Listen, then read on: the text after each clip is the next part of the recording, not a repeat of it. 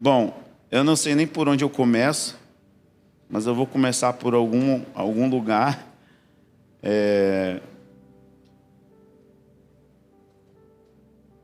Vocês que são novos aqui, voluntários novos,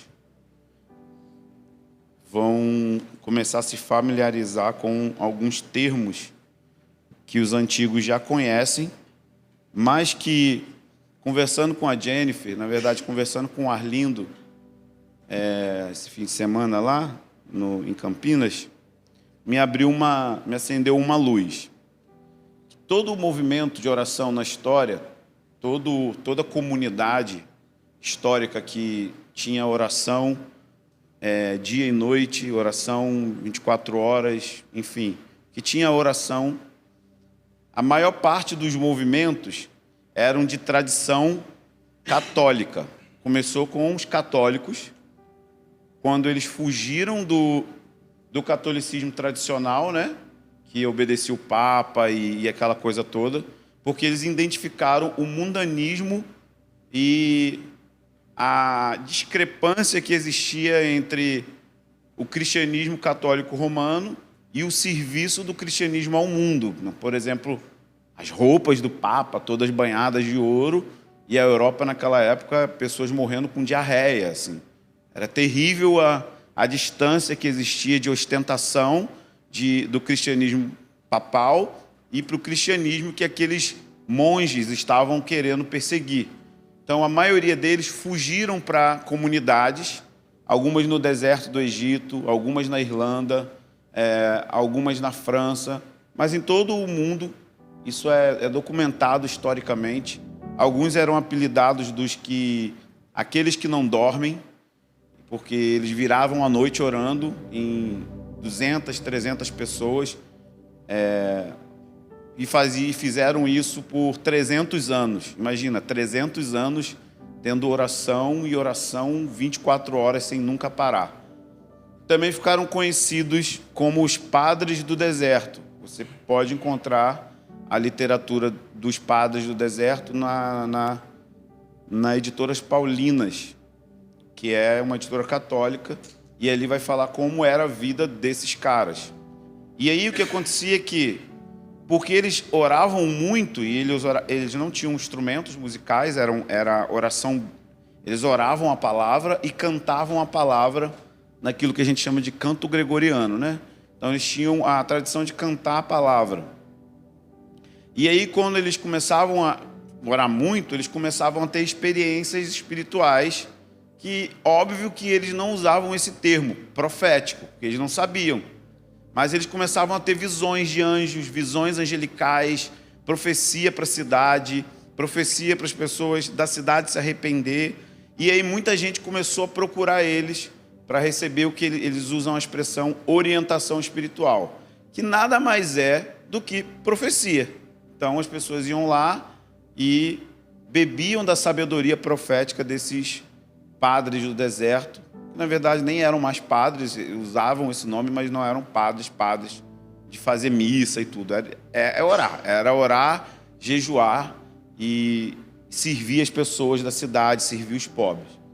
E dentro de cada comunidade dessa, tinha o que eles chamavam de voto monástico, ou ordem monástica, que nada mais é do que os valores necessários para se viver numa comunidade que ora. E eles abraçavam esse voto e viviam esse voto. E assim, Bernardo Claraval eram 300 votos, imagina. O nosso vão ser só 7, tá, gente? Então fica tranquilo. Eram 300 votos. E tem um livrinho em português, assim. Uma das coisas que eles diziam era que era proibido orar e não trabalhar. Então você precisava ter uma vida de oração, mas precisava também limpar a privada. Precisava também servir os doentes. Então, tipo assim, não tinha esse negócio de ora, mas não trabalha. Então isso era um voto que eles abraçavam, de fazer os serviços mais baixos que tinham, aqueles tipo limpar fossa. Na época não tinha fossa, tá? A vida era difícil nessa época. Então eles tinham que limpar a privada, limpar essas coisas, era bem difícil. Então, um dos valores centrais da casa de oração é que nós queremos formar mensageiros da palavra, e nós chamamos esses mensageiros de precursores. De onde isso é tirado? Da Bíblia e da vida de João Batista. João Batista diz, Lucas 1,17, que ele iria no espírito de Elias, ele ia adiante do Senhor no espírito e no poder de Elias, ou seja, o precursor é o batedor. Já viu quando chega o presidente, quando chega uma pessoa importante, vai os batedores na frente abrindo o caminho para a maior autoridade que está chegando. E isso é visto várias vezes na Bíblia, como Isaías 40, preparar o caminho do Senhor. João Batista veio e diz, eu sou a voz que clama no deserto, e aí ele é enviado à frente, e os apóstolos também eram precursores. Jesus dizia, vá à minha frente, prepare aquela cidade para que eu chegue. Então, da mesma forma, eu não posso entrar a fundo aqui, senão a gente vai ficar o dia inteiro. Isso é um outro, só estou dando uma introdução para os novos, que os mais velhos estão careca de saber. E então o precursor, ele é um mensageiro que prepara o caminho para o Senhor. No nosso caso, nós preparamos o caminho para a segunda vinda do Senhor. Então são mensageiros proféticos que vão proclamar o evangelho do reino de Deus, curando enfermos, expulsando demônios, ressuscitando mortos, pregando aos pobres, como um sinal do reino que está vindo. Ou seja, todas as vezes que ele prega essa palavra, ele está apontando para o futuro e dizendo, quando o meu Deus voltar, quando Yeshua, o meu rei, voltar, ele vai estabelecer um reino literal e físico que não vai ter nada disso, nem doença, nem choro, nem enfermidade, nem nada. Ele vai resolver tudo que os políticos estão tentando resolver e não vão conseguir. Porque o único rei que vai resolver o problema da terra é o nosso grande rei Jesus. Então, o precursor, ele é esse. Uma parte da Bíblia que diz, Lucas 9:52, os apóstolos, diz assim, e por isso enviou mensageiros à sua frente, indo estes chegaram a um povoado samaritano, a fim de lhes preparar uma pousada, um lugar para Jesus repousar e a partir dali começar a proclamar o evangelho do reino de Deus. E Lucas 1:17, ele irá diante dele quem? De Jesus, no espírito e poder de Elias, para converter o coração dos pais aos filhos e os rebeldes à prudência dos justos, a fim de preparar um povo para o Senhor.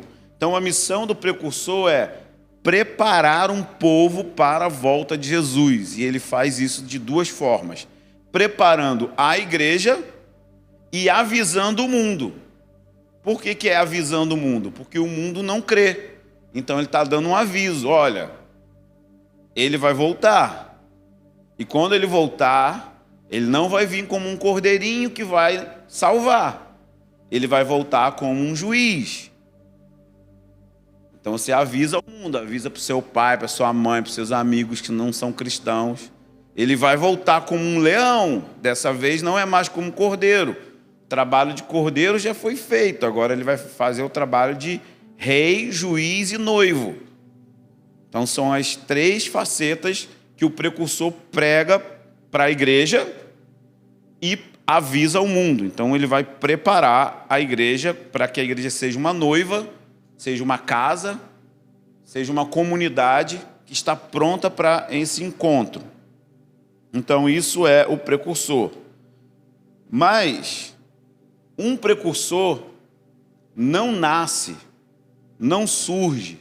Você não vira um precursor, um mensageiro, só fazendo turnos de oração. Pode botar 24 horas de oração aqui, ficar cantando aqui até a língua dar nó, e você não se tornar um precursor. Você pode não faltar nenhum turno, ser assíduo em todos os turnos e não se tornar um precursor. Há exigências, há votos, há pactos que nós precisamos fazer com o Senhor, obviamente, por meio da sua graça. Não é algo legalista, Não é algo que você vai fazer e que você fica com medo de fazer porque você pode falhar em algum desses votos. Todos nós aqui vamos falhar em algum desses votos em algum momento. A questão não é se você vai falhar, a questão é se você vai levantar e continuar buscando aquilo ali. Porque é assim que o Senhor faz. Nós vamos falhar. É certo que a gente vai tropeçar em uma coisa ou outra. Mas a Bíblia também fala de maturidade espiritual. Ou seja, vai chegar uma hora que você vai parar de falhar por causa da sua busca, por causa da resolução que você fez, por causa do estilo de vida que você assumiu ter. E é muito comum para nós, que estamos ouvindo isso há 6 anos, o voto do precursor ser apenas uma coisa que você tem na carteirinha. Então não adianta escrever o voto do precursor atrás da Bíblia, nem pôr na geladeira, nem pôr atrás do celular, igual a Tainá fazia, até ontem, que eu vi. Isso não vai fazer você ser um precursor. Não vai. E quanto mais a gente vai ouvindo, mais a gente vai ficando familiar e mais a gente só vai fazendo turno. Há 20 anos eu ouço que Deus quer levantar uma companhia de João Batista. E eu vejo pouquíssimos jovens correrem para o estilo de vida de João Batista. Eu só vejo as pessoas irem em conferências, ouvirem pregação, virem em turno de oração, serem missionários, intercessores. E isso é muito, muito, muito, muito, muito pouco. Então, o meu convite nessa manhã, como equipe, é nós renovarmos os nossos votos, inclusive eu, começando de mim, primeiro de mim, e avaliar o custo, se de fato queremos ser os precursores que a sala de oração coopera, porque a sala de oração é um ambiente que coopera, mas só vira sala de oração sem uma firme resolução e convicção no seu coração não vai fazer com que você seja um precursor, um mensageiro dos últimos dias. E esse precursor, esses mensageiros não são necessariamente só missionários, podem ser empresários, pedreiros, enfermeiros, médicos, evangelistas, pastores, mães, donas de casa, todos. É um convite que o Senhor está fazendo para todos. É isso que eu estou falando, depende da firme resolução de estilo de vida que você deseja. Então, eu quero primeiro falar um pouco sobre um princípio que João Batista tem e que, gente, é quase extinto isso aqui que eu vou falar na igreja brasileira, talvez na igreja mundial, ok? Então, João Batista levou 30 anos no deserto para ministrar 6 meses. 30 anos, mais ou menos, se preparando no deserto para ter um ministério que durou só 6 meses. A nossa geração quer ter 2 dias no deserto para ministrar 30 anos. Na verdade, a nossa geração quer ter nenhum deserto e ministrar 30 anos. Basta ter dons, talentos, uma boa câmera, uma boa edição e joga lá e aí dá certo. Pegando um gancho assim, de coisas que são engraçadas, eu estava assistindo o trio do Brega, no Danilo Gentili, que é a dancinha, né? Que é do Rony Fon, né? A música, o Carpinteiro. E eu descobri que era o Rony Fon. Ninguém aqui sabe quem é Rony Fon? Só a gente, né? Que a idade significa a idade chegou. Ou aqueles que curtem música mesmo, assim, variado, né? E é muito tosco como que uma coisa tosca vira uma parada milionária hoje em dia. É engraçado, mas assim, cara, os Trapalhões era muito melhor, cara. Era muito melhor, mas não tinha YouTube, não tinha Instagram, não tinha essa velocidade de coisas que acontecem e estouram. Então nós temos um grande perigo na nossa geração, que é a frase que a minha esposa botou em frente ao nosso vaso sanitário. Uma vida postada não significa uma vida vivida. Então nem tudo que você está vendo no YouTube, no Instagram, é real. As pessoas pulam etapas. As pessoas pulam de verdade etapas. Elas querem o ministério, mas elas não sabem o que estão querendo. Eu tenho certeza que 80% dos jovens que querem o ministério não sabem aquilo que estão querendo, porque não sabem que, se querem ministério de forma verdadeira, eles estão sendo chamados para o amassagar do Senhor. E que quanto maior for o nível de autoridade e unção, maior vai ser o nível de quebrantamento, sofrimento e calúnias que você vai sofrer. Então eles não sabem direito. Então algumas pessoas da igreja que estão aqui recebem convites. Eu fui convidado para pregar em tal lugar. Aí eu falo com o líder do grupo caseiro dele e falo, então, diz para ele que ele precisa criar raízes na igreja local dele, que ele precisa produzir dentro da igreja local dele, que ele precisa provar frutos dentro da igreja local dele. Porque isso é chamado. Chamado é eu sinto que tenho e o outro diz que eu tenho. Ou seja, precisa aparecer o fruto. Não sou eu que decido sozinho. Eu tenho um chamado, vou cantar. Aí eu pego e saio cantando. Não. Alguém tem que olhar e falar, uau, esse cara tem esse negócio aí e ele pode servir o corpo de Cristo. E aí existe o chamado e existe o preparo para o chamado. Só que tem uma coisa que João tinha que a gente não tem. João ficou 30 anos no deserto, vivendo só para uma pessoa. Ele se escondeu, cultivando uma vida interna, e que quando ele saiu para a vida pública, ele não era diferente da vida interna no deserto. Ele era a mesma pessoa que ficou escondida os 30 anos quando apareceu publicamente. A diferença é que Deus quis expor aquilo que ele gerou no escondido, no deserto. Será que a gente está com fome de Deus para passar talvez 20 anos escondidos e deixar Deus expor a gente?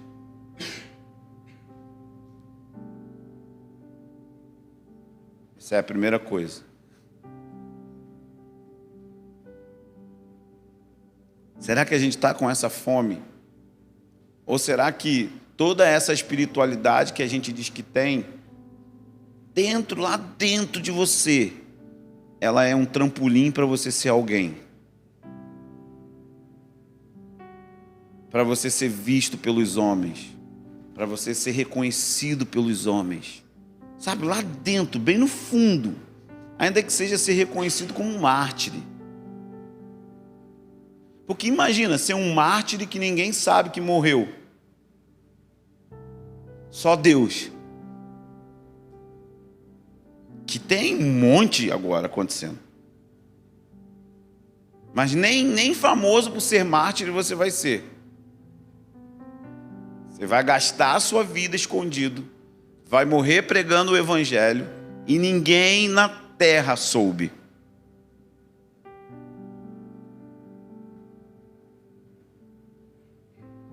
Estão entendendo, gente? De verdade. Então Deus, ele frequentemente cria desertos para formar pessoas e preparar essas pessoas para os seus planos. E sabe o que é pior? Você não pode criar deserto. Deus é que cria. Não adianta você levantar daqui hoje e falar, vou criar um deserto. E agora eu vou ser um precursor. Não tem como. Deus te conduz a esse lugar. E quanto maior for o nível de autoridade, talvez você não só tenha um deserto, mas você more lá para sempre. João nunca saiu do deserto. Seria muito mais fácil abrir uma igreja em Jerusalém, que ia bombar. Tudo acontece em Jerusalém. Ele preferiu ficar no deserto ao invés de ir para a capital. O que é melhor? É a gente ir lá para o Flamengo e abrir uma casa de oração no Flamengo, ou ficar aqui? E eu tenho uma palavra profética sobre a minha vida. Deus vai te esconder e Deus vai te expor. E esse vai ser o seu estilo de vida. Vão ter momentos que você vai estar em muita exposição e vão ter anos a fio que você vai estar escondido. E o resto da palavra é: não imite os outros. Não faça o que a maioria das pessoas está fazendo. Não imite. Então, se você está vindo servir essa casa, você precisa pensar que a mesma coisa que está acontecendo comigo vai começar a acontecer com você.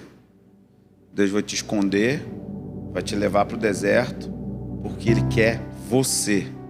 E Ele não quer dividir você com nada, nem com o ministério. Com nada. Ele quer matar toda a sua ambição ministerial. E isso não significa que você não vai ter ministério. Não é isso que eu estou dizendo. O que eu estou dizendo é que é uma outra coisa que te satisfaz. Era assim que João vivia.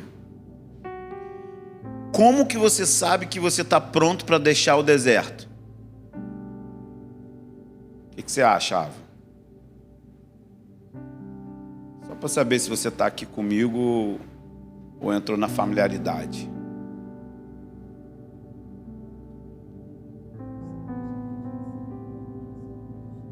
Não sabe?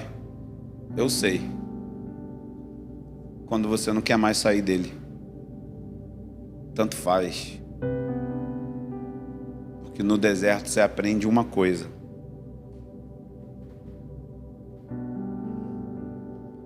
Fazer dele a única coisa necessária. Podem me tirar o púlpito, podem me tirar os microfones, podem me tirar os seguidores, mas no deserto eu não tenho nenhuma distração. Eu tenho só Ele. Só Ele. João não queria sair do deserto. Deus coloca a gente lá para separar a gente, para a gente fazer aquilo que vai satisfazer a nossa vida. Que quando João falou: eu não sou o noivo, o noivo tem a noiva. João 3,29. Eu sou apenas o amigo do noivo e eu me satisfaço em ouvir a voz do noivo. Ele não se satisfazia em ver a noiva ser adornada. Ou seja, ele não estava satisfeito se a igreja estava dando certo ou errado, se as pessoas estavam saindo ou não da igreja, se as pessoas estavam crescendo ou não em maturidade. Essa era a missão dele, adornar a noiva. Mas não era isso que satisfazia ele. O que satisfazia ele é: ei, você está falando comigo? Sua voz me acalma, sua voz me aquieta, sua voz me tira o medo, sua voz me completa, sua voz me tira a ansiedade. Eu quero ver Jesus, eu quero ver Jesus, eu quero ver Ele. Moisés viu Ele na sarça, no deserto.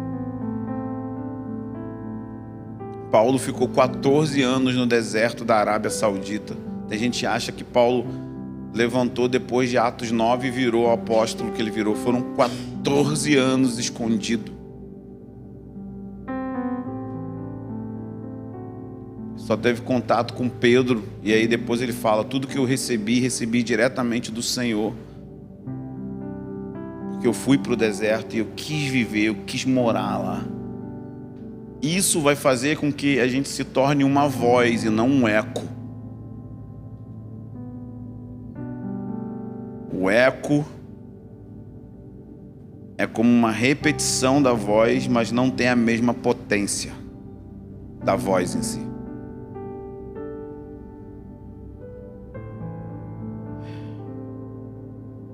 Então o objetivo de João não era sair do deserto.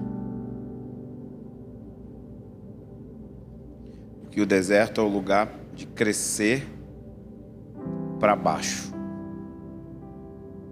Fincar raízes sólidas. De maneira que quando vier toda a pressão que está vindo sobre o mundo,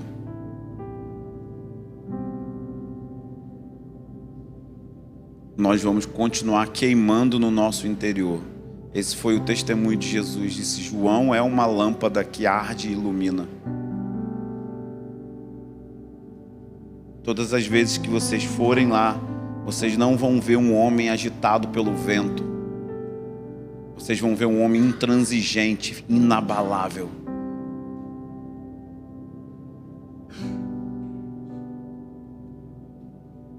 Então, para que a gente aprenda isso, nós precisamos do voto.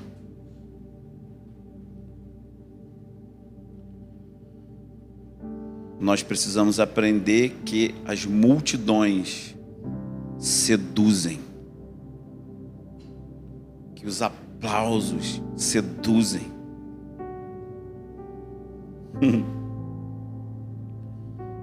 E que o deserto te coloca no lugar da sua identidade primordial: ser um sacerdote para Deus, ministrar ao Senhor, fazer isso por causa dele.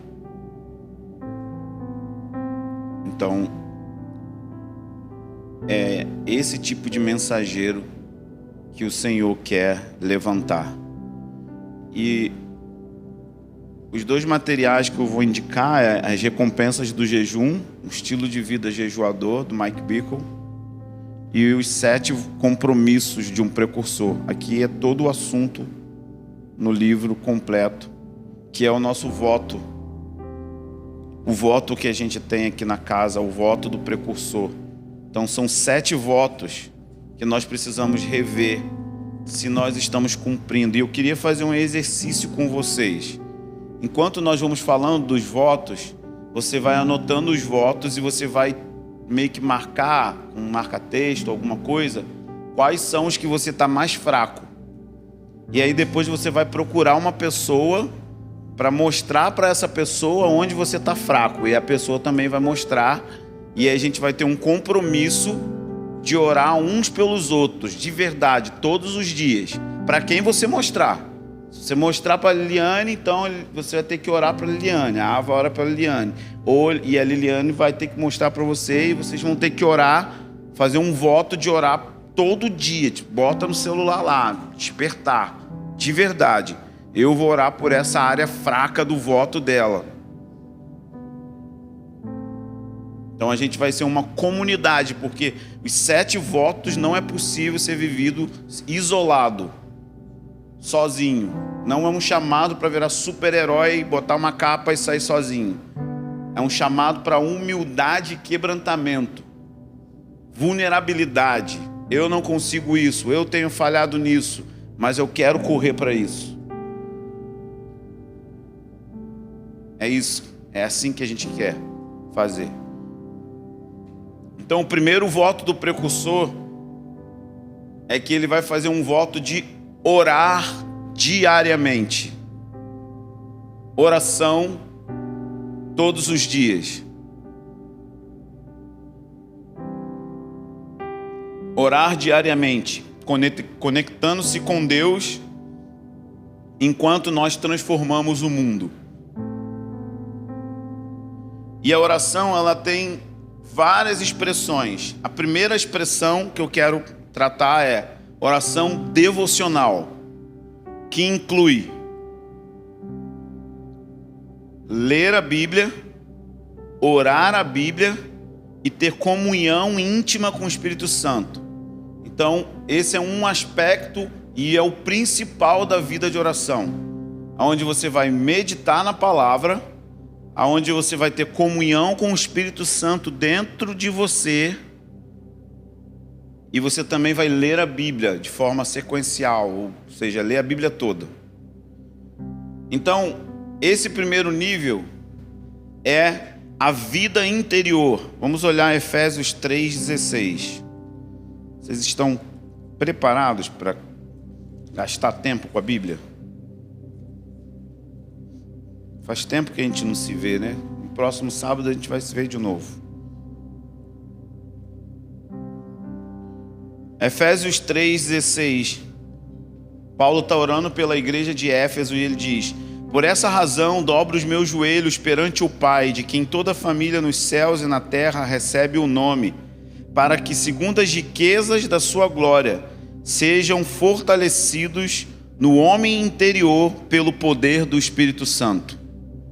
Então olha aqui, todos nós aqui temos um homem interior. Então o homem interior é constituído do espírito humano e da alma humana. O seu espírito, não é o espírito de Deus não, tá? O seu espírito é vivificado quando você nasce de novo. Então você passa a ter a vida de Deus no seu espírito. É onde o Espírito Santo está. E esse Espírito Santo que está no seu espírito precisa também tocar as suas emoções, que é onde a gente fica triste, é onde a gente desanima, é onde a gente fica empolgado, é onde a gente deprime, é onde a gente fica ansioso, é onde a gente fica magoado, é onde a gente perdoa. Então Paulo está orando para que esse homem interno seja robusto, seja forte. Para quê? Para aguentar traição, para aguentar perseguição, para aguentar dias de frieza e sequidão. Vão vir dias de frieza e sequidão, e você vai ter que continuar mesmo assim, indo em direção à face de Deus, indo, sabe, ler a Bíblia sem ter vontade, orar sem ter vontade, jejuar sem ter vontade. Por quê? Porque isso são coisas que a sua alma está sugerindo para você não fazer. A sua alma vai sugerir para você assistir uma série durante a madrugada inteira. A sua alma não vai sugerir para você orar a madrugada inteira.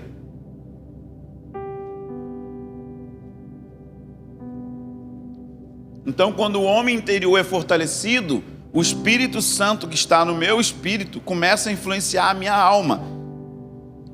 E isso Paulo chama de andar no Espírito. E isso não acontece sem a sua parte. Deus não vai fazer a sua parte e você não vai fazer a parte de Deus. Então para fortalecer a vida interior, você vai ter que aprender a ter comunhão com o Espírito Santo. Judas, versículo 20. Judas não é o Iscariotes, tá, gente? Ele não teria esta audácia de deixar um livro na Bíblia. Aqui é um outro Judas. Lá no finalzinho da Bíblia, só tem um capítulo que diz assim: mas vós, amados, edificando-vos sobre a fé santíssima, orando no Espírito Santo, conservai-vos no amor de Deus, esperando a misericórdia de nosso Senhor Jesus Cristo para a vida eterna. Conservar-se no amor de Deus, no ágape. Ele está dizendo que tem um jeito de você se manter no primeiro mandamento em primeiro lugar, que é amar a Deus acima de todas as coisas, de todo o coração, com toda a sua mente, com todo... Imagina, tem um jeito de cumprir o primeiro mandamento, de Deus ser o único na sua vida. E ele diz como? Orando no Espírito Santo. Como que é orar no Espírito Santo? Tem duas formas, na verdade 3. Uma, quando você ora em línguas. Então gaste tempo no seu devocional orando em línguas, mesmo que você não sinta nada. Quem ora em línguas não é o Espírito Santo, é você. O Espírito Santo te empodera a orar em línguas. Então ore no Espírito Santo, orando em línguas. Segunda forma de orar no Espírito Santo, orando a Bíblia. Porque a Bíblia diz que o Espírito Santo é o Espírito da verdade. E quem é a verdade? Jesus. E Jesus é a palavra. Então o Espírito Santo é o que inspirou a Escritura. Então o Espírito Santo é o Espírito da palavra. Então orar em línguas é orar no Espírito sem entendimento. Estamos juntos? Porque diz que quem ora em línguas, ninguém entende. Nem o homem, nem o diabo, só Deus. É o telefone vermelho da sala do trono. Quando você ora em línguas e o telefone vermelho de Deus toca, ele já sabe, são meus filhos, porque só eles têm esse número. Nem o diabo sabe que você está orando, nem você sabe, mas Deus sabe. Por isso que Paulo ensina, quem ora em línguas não fala a homens, mas fala a Deus. E orar a palavra é orar no Espírito com entendimento. Então você vai pegar as orações bíblicas, as orações apostólicas, e vai se apropriar delas, como essa aqui, que a gente acabou de ler. Eu oro para que sejais fortalecido no homem interior. Então você vai pegar esse versículo e você vai começar a orar. Deus, fortalece o meu homem interior, fortalece minhas emoções, fortalece o meu espírito, fortalece a minha mente com o poder das riquezas da sua glória. Então, para os novos aqui, vocês precisam ter acesso às listas de oração, que são listas de oração bíblicas que a nossa diretora Jennifer vai fazer chegar nas suas mãos para que você tenha acesso à maneira prática de orar a palavra. Isso é muito tradicional. Por exemplo, a igreja de Atos, no capítulo 4, ela está orando o Salmo 2. Então, os próprios apóstolos oravam as passagens do Antigo Testamento. Você vai ver Salomão orando passagens de Deuteronômio. Você vai ver Jonas orando salmos quando ele está na barriga do peixe. Então era uma tradição judaico-cristã orar a Bíblia. E nós, como somos muito emotivos, não conseguimos, achamos que oração é uma coisa sempre espontânea. E aí existe aquelas pessoas que eu cansei de ouvir, eu não sei orar porque eu sou tímida. Mas não é porque ela não sabe orar porque ela é tímida, é porque não deram para ela um vocabulário para orar. É uma listinha de oração mesmo, tipo assim, eu boto ponto 1, oração por intimidade. E aí eu boto um versículo sobre intimidade ali e eu oro aqueles 10 pontos da Bíblia. Isso é uma tradição do cristianismo. Então você está fortalecendo o seu interior, tendo comunhão com o Espírito da palavra. E a outra forma é bem mística, bem mística. Senta na sua sala, na sua cadeira, no seu escritório e começa a falar diretamente com o Espírito Santo. Experimenta. Fala bom dia para ele. Ele é uma pessoa, ele tem sentimentos. Agradece ele porque ele habita em você. Agradece ele porque ele é o seu consolo. Agradece a ele porque ele te guia a toda a verdade. Agradece a ele porque ele veio para falar das coisas que Jesus vai falar para ele. Lê João 14, João 16, você vai ver isso. Agradece a ele porque ele veio contar das coisas que ainda vão acontecer. Ele é o Espírito Santo escatológico. Ele vai falar das coisas que vão acontecer. Começa a falar com ele. E durante o dia, está trabalhando, sussurre o nome dele. E ele fica assim, ele fica todo bobo, o Espírito Santo. Ele falou, lembrou de mim. Lembrou que eu estou aqui, né? É igual casamento. Minha mulher fala assim, lembrou que eu estou em casa, né? Vou lá, dou um cheiro, dou um abraço. Lembrou que eu estou em casa, né? É tipo isso. Aí você fala, Espírito Santo, me ajuda. Derrama o amor de Deus no meu coração. Isso é praticar comunhão com o Espírito Santo. Você tem que fazer isso todo dia. Se você fizer isso todo dia, Paulo diz que você não vai pecar. Ele diz, andai no Espírito e não vão satisfazer as concupiscências da carne. Concupiscências são desejos exacerbados. Sabe quando a pessoa está com um desejo exacerbado de consumir pornografia. Se ele falar assim: Espírito Santo, você me convence do pecado, me salva agora. Porque a palavra paracleto também significa amigo muito perto. Então ele é um amigo muito perto.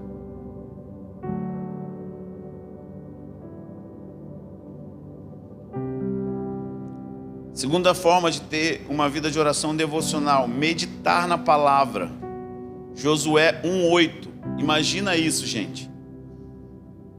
Josué está substituindo quem na liderança? Lembram? Moshe era Escodó.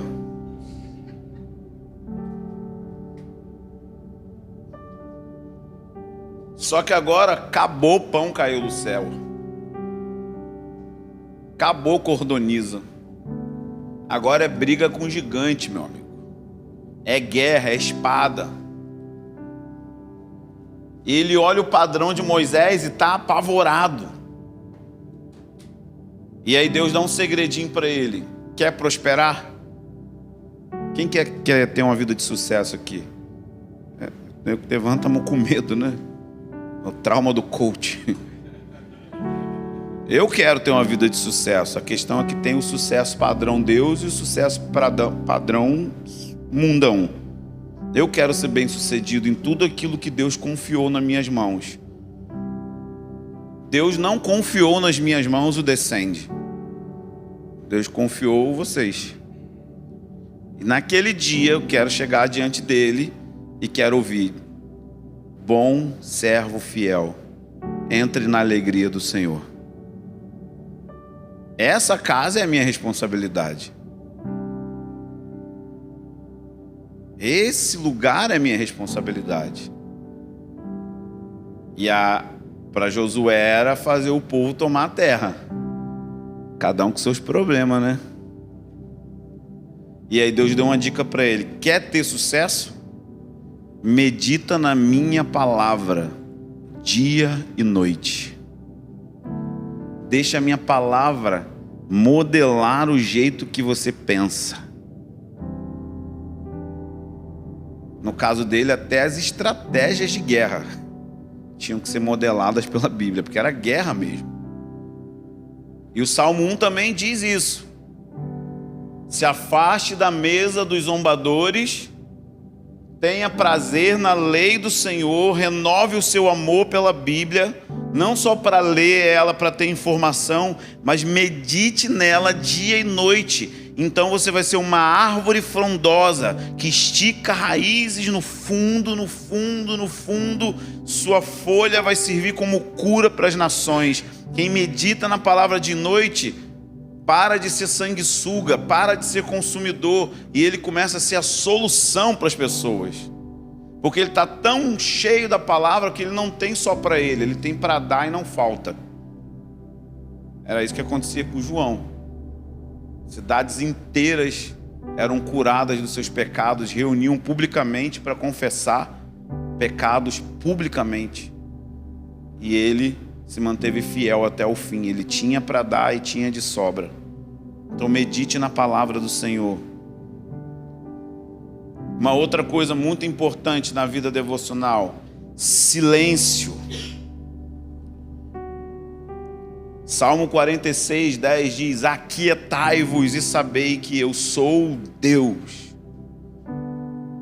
Quando você vai meditar na palavra, você precisa aprender a aquietar seu barulho externo e o interno. O interno é pior. Às vezes o externo é ruim também, quando o cara cisma de usar maquita às 7 da manhã. Pedreiro tem o espírito da maquita, né? Esses dias começaram a cantar a maquita meia-noite. Falei, não é possível, gente.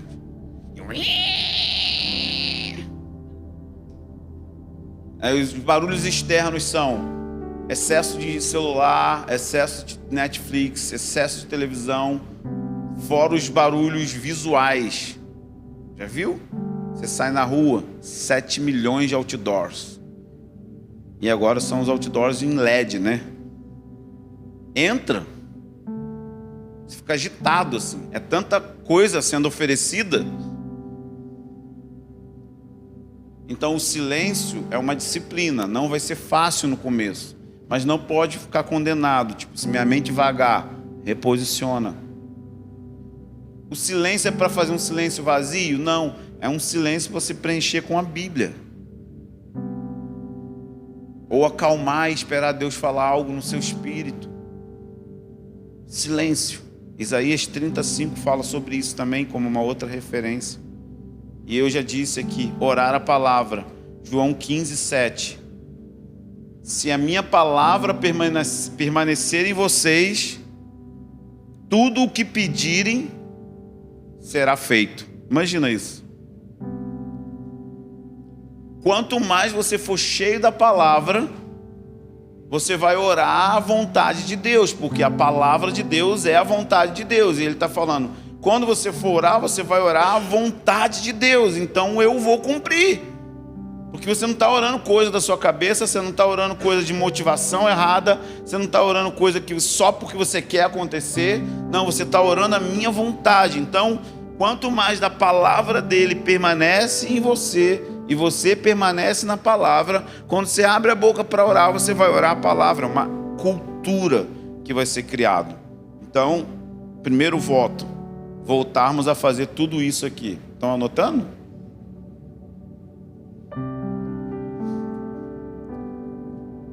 O outro aspecto da vida de oração diária é intercessão. Nós precisamos ter de 1 a 2 dias na sala de oração específicas para orar por avivamento, para orar por justiça. É o dia em que todos os turnos de intercessão, se tiver 2 turnos de intercessão no dia, esse dia é o dia de você orar pelo romper de avivamento, o romper do poder do Espírito Santo, o romper de sinais e maravilhas. Não podemos conviver nesta base, acostumados, assim como pessoas que moram em comunidade. E quem não mora em comunidade entra com medo. E quem mora em comunidade fala, não, tranquilo, eu estava pregando no Salgueiro, São Gonçalo, o Caveirão entrou cantando no fuzil. Eu falei assim, o que eu faço? Aí o líder da base falou, continua, ontem foi pior. Eu já fui de comunidade também. Mas você se acostuma, então é natural. Para quem chega assim e vê os caras... Cara, fuzil só se usa em guerra. No Brasil é o único país que policial tem fuzil. Na América, fuzil é SWAT, é os elite. Policial normal é uma pistolinha, porque não estão em guerra, ué. Para que arma de guerra se não está em guerra? No Brasil não, o nego já chega no aeroporto, o cara tá com 762. Arma de guerra, mano, de selva, Então você se acostuma com aquilo ali, que é normal ver aquele armamento. É normal a gente ir na rua, o polícia está de fuzil. E a gente não pode se acostumar que é normal ter prostituição aqui atrás. E sabe o que acontece? A gente acostuma. E o pior, a gente acostuma usando desculpa espiritual, que é mais feio. Intercessão por justiça, intercessão pelo fim do tráfico sexual, intercessão por avivamento. E o último, orar pelos doentes. Eu quero desafiar vocês todos nessa sala aqui. Viu alguém doente? Ora. Dor de cabeça? Ora. Eu só estou vendo aumento de cura na minha vida porque eu estou orando. Ora. Vira um viciado em orar por doente. Está no mercado, ouviu a velhinha reclamar da coluna. Fala, senhora, sou cristão, creio que Deus cura. Posso fazer uma oração? Ora. Todo dia fica procurando alguém doente. Que mais? Tem gente doente? Não vai ser difícil de achar, não. Vai atrás disso.